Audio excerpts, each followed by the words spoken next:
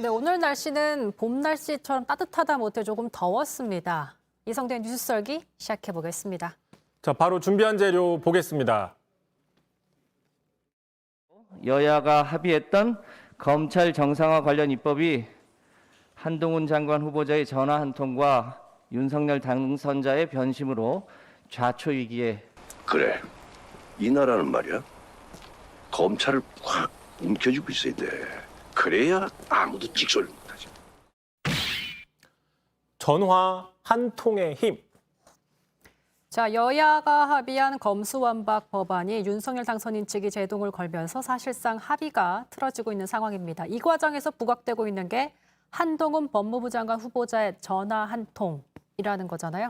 그렇습니다. 지금 한 후보자 장관에 지명된 지 약 2주 정도 지났죠. 이 짧은 시간 동안 한 후보자가 신여권의 권력 구도의 핵심으로 빠르게 자리매김하고 있다. 이렇게 분석을 해볼 수 있는 겁니다.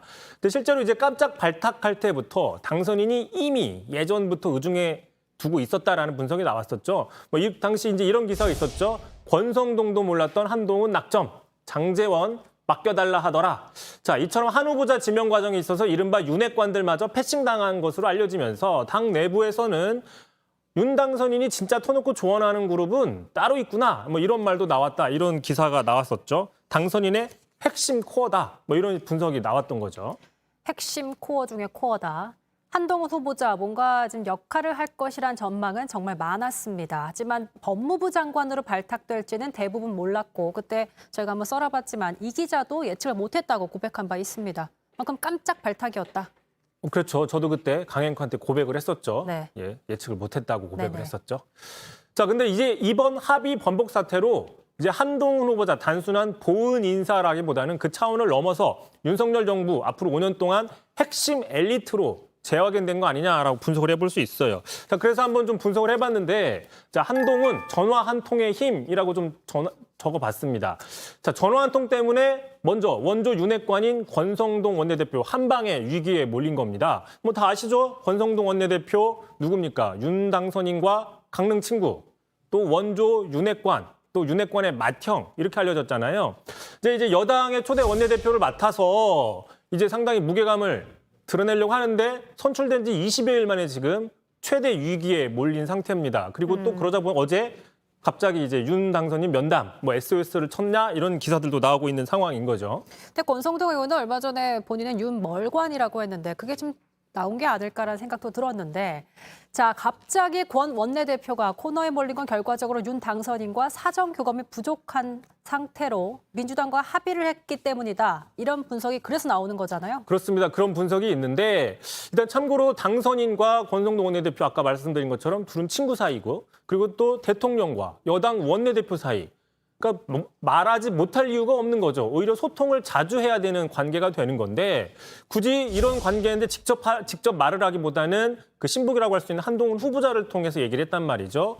자, 권성동 원내대표 입장에서는 어떻게 보면 그러니까 한동훈 후보자가 정치인도 아닙니다. 거기다가 연수원 기수 10기 아래입니다. 상당히 까마득한 후배입니다. 게다가 지금 법무부 장관이 아니라 지명자일 뿐이거든요. 자, 그런 한동훈 후보자를 통해서 자, 당신이 잘못했음이라는 메시지를 사실상 받아든 거기 때문에 조금 더 정치적인 타격이 크다라고 볼 수 있는 거고요. 참고로 최근 이제 권성동 원내대표는 이미지 변신을 좀 하기 위해서 안경도 오랫동안 쓰던 은퇴를 뿔테로 좀 바꿨다. 기사도 좀 나왔는데 그래서 두 분이 좀 이미지가 비슷하다 이런 분석도 있어요. 특히 이제 한동훈 후보자가 주말 사이에 이준석 대표와 통화하면서 반대 입장을 낸 걸 알려지면서 그것도 지금 논란이 좀 나오고 있죠. 그렇습니다. 자, 한동훈 전화통의 힘, 이 부분이 있습니다. 이준석, 이제 앞으로 집권 여당 대표가 될 이준석 대표의 입법도 자문해줬다라고 얘기를 해볼 수 있는 겁니다. 자, 장관 후보자에게 여당 대표가 이제 입법을 하는 부분에 대해서 자문을 받은 거를 먼저 공개를 했죠. 자, 이렇게 기사가 나와 있습니다. 자, 검수완박 한동훈과 논의를 했다. 그러면서 자, 이준석 대표가 내가 먼저 중재안이 통과될 경우 어떤 문제들이 발생할 수 있는지 상세하게 짚어줄 수 있느냐고 요청을 했고 장시간 통화를 하며 상당히 자세하게 들었다. 그러니까 다시 얘기하면은 이준석 대표가 한동훈 후보자한테 원포인트 레슨을 받은 거죠. 원포인트 레슨을 받았다 이렇게 볼 수 있는 건데 뭐 사실 당대표가 지금 이준석 대표가 법조인이 아니기 때문에 어떤 입법 사항에 대해서 당내 정책에 대해서 자문을 받는 건 문제가 없습니다. 당연히 받아야 되는 거죠. 자, 그런데 당내에 지금 법조인 출신이 되게 많잖아요. 검수완박 관련해서 전문가들이 국민의힘 안에도 되게 많습니다. 그런 현역 의원들을 놔두고 굳이 장관 후보자에게 자문을 받았다. 이제 이렇게 볼 때는 상당히 이례적인 상황이다라고 볼 수 있는 겁니다. 이례적이다라고 분석을 하시는군요. 근데 이 대표도 처음에는 합의안을 비판하지 않고 평가만 내놨던 상황이었어요. 그렇습니다. 당장 지난 22일이었죠. 합의안이 나온 당일날 자, 한 언론 인터뷰에서 어쨌든 절반의 성공이다. 어쨌든 평가하는 입장을 내놨거든요. 그런데 이제 이틀 있다가 이런 평가로 바뀌었죠. 자, 심각한 모순이 있기 때문에 더 이상 이 합의안을 추진하는 것은 무리가 있다. 이 과정에서 한동훈 후보자와의 아까 얘기했던 장시간의 전화 통화가 있었던 거죠. 자, 그러다 보니까 이제 논란이 있는 겁니다. 논란이 일자 입장 바뀐 게 아니라 원래부터 나는 좀 마음에 부족한 게 있었다. 마음에 안 들었다. 이렇게 얘기를 합니다. 들어보시죠. 논의 이후에 바뀐 게 아니라요. 이미 네. 이것에 대한 수정 의지는 어느 정도 있었기 때문에 전화 통화를 해본 거 맞습니다. 자, 일각에서는 이런 분석도 있어요. 지금 이준석 대표가 대선 과정에서 이른바 윤핵관들에게 계속 패싱을 당해왔다. 이런 분석들이 있었지 않습니까? 그러다 보니까 이 대표가 한동훈 후보자를 이용해서 반대로 윤핵관을 패싱했다. 게다가 또 최근에 개인적인 문제로 좀 입지가 좁아져 있는 상태거든요. 그런 문제들을 좀 타개하기 위한 어떤 해법으로 이용한 거 아니냐. 이런 분석도 있습니다. 흥미로운 분석입니다. 자, 내부 상황이 어떠하든 결과적으로 보여주는 모습은 국민의힘이 자체 판단으로 여당과 합의를 이뤘다가 뒤늦게 당선인 측이 반대하면서 국민의힘 태도가 바뀌면서 지금 타결되지 않고 있는 그런 모습이잖아요. 그러다 보니 민주당에서는 자, 결국 한동훈 후보자 때문에 의석수 100석인 국민의힘이 왔다 갔다 한다라는 비판을 하고 있거든요. 들어보시죠. 이제 장관 후보자일 뿐인 그 한동훈 후보자의 힘이 정말 크구나. 소통령이라더니 정말 국민의힘을 네. 지배할 정도의 권력을 가지고 있구나 하는 것을 느끼게 해주는 그런 대목이 아닌가. 자, 마침 어제 문 대통령과의 그 손석희 앵커와 대담에서도 한동훈 후보자 얘기가 많이 나왔습니다. 윤 당선인 얘기가 많이 나올 거라 예상을 했는데 오히려 한동훈 후보자 얘기가 많이 나왔어요. 그렇습니다. 한동훈 후보자 전화 한 통의 마지막 현직 대통령마저 공개 비판을 했다라는 부분이 있는 거죠. 자, 어제 공개된 인터뷰에서 실제로 문재인 대통령이 그 태도를 지적했습니다. 자, 직접 들어보시죠.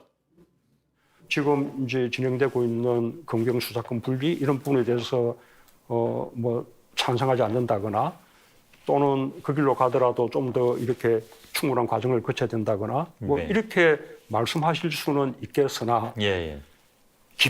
아까 어떻게 반드시 막겠다. 반드시 뭐 저지하겠다. 그런 뜻으로 얘기했습니다. 예, 반드시 저지하겠다. 이런 식의 표현을 쓰는 것은 저는 굉장히 부적절하다고 봅니다. 예.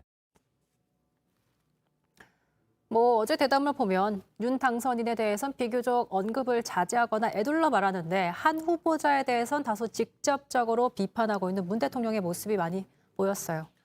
일단 한동훈 후보자 오늘도 곧바로 이에 대해서 입장을 밝혔죠. 자, 국민의 피해를 볼 것이 분명한 상황에서 침묵하는 것은 직업윤리와 양심의 문제다라고 얘기를 했습니다. 근데 약간 이제 입장은 좀 엇갈립니다. 그러니까 태도의 문제를 얘기한 거고 문재인 대통령은 자, 한 후보자는 어쨌든 검수완박이라는 거에 대한 입장을 밝히는 부분을 얘기를 했는데 자, 청문회를 앞두고 있는 장관 후보자가 현직 대통령에게 공개적으로 반박하는 모습도 이례적이고 오늘 이례적인 모습들이 상당히 이례적으로 많이 나오고 있는 뉴스 썰기다라고 또 볼 수 있겠네요.